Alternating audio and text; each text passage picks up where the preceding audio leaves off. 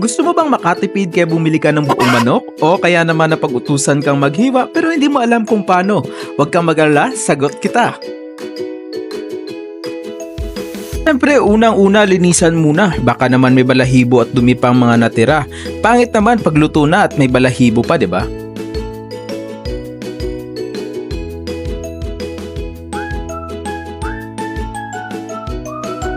Mang puwetan ay aking tinatapyasan. Medyo malangsa kasi yan kapag napabayaan.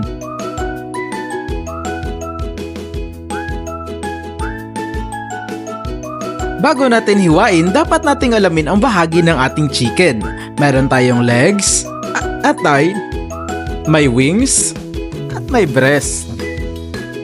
Simulan na natin.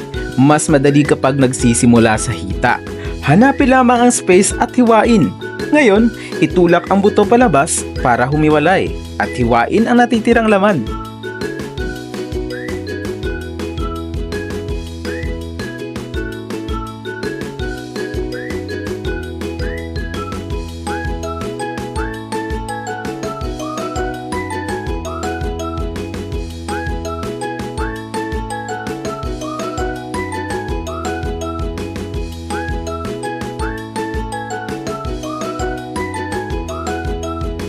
Kung gusto mo namang paghiwalayin yung leg at saka yung thigh part, hanapin lang yung puting linya, yun yung taba. Dun ka maghiwa.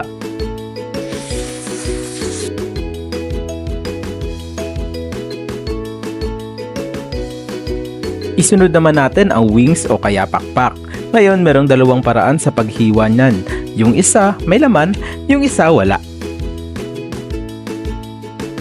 Pag-iwa ng walang kasamang laman, iangat lang yung pakpak at hiwain sa pagitan ng mga buto. Siguraduhin mo lang na hindi mo tinatamaan yung buto para hindi mo siya kailangang putulin. Itong pangalawang paraan ay medyo may kahirapan. Kapain mo muna yung likod na parte, hanapin yung medyo patusok na buto at doon magsimula sa paghiwa hanggang matanggal yung buong pakpak.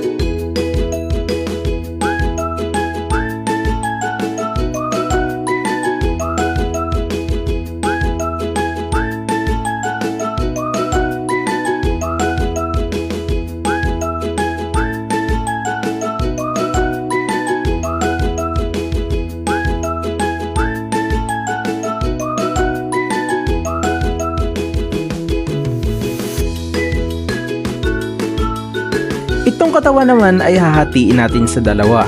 Una ay yung breast na maraming laman. Ang pangalawa ay ribs na maraming buto. So alam nyo na to. Hahanapin ang linya ng taba at doon yung hiwa. Tuloy-tuloy lang hanggang maghiwalay.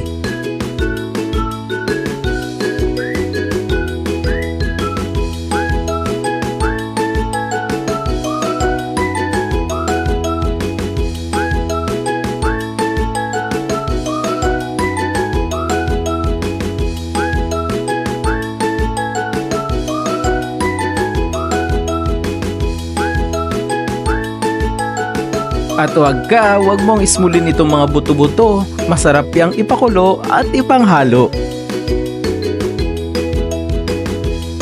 Mukha mang mahirap hiwain, may paraan tayo dyan.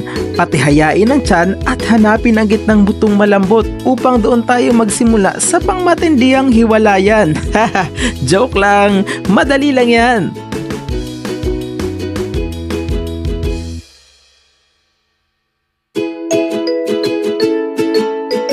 Sobrang dali at sobrang bilis. Ngayon handa ka nang sumabak sa totoong laban ng lutuan. Konting lambing naman dyan kaibigan. Isang pangmalakasang like at subscribe naman dyan. Comment mo na rin kung anong gusto mong sunod na matutunan. Salamat!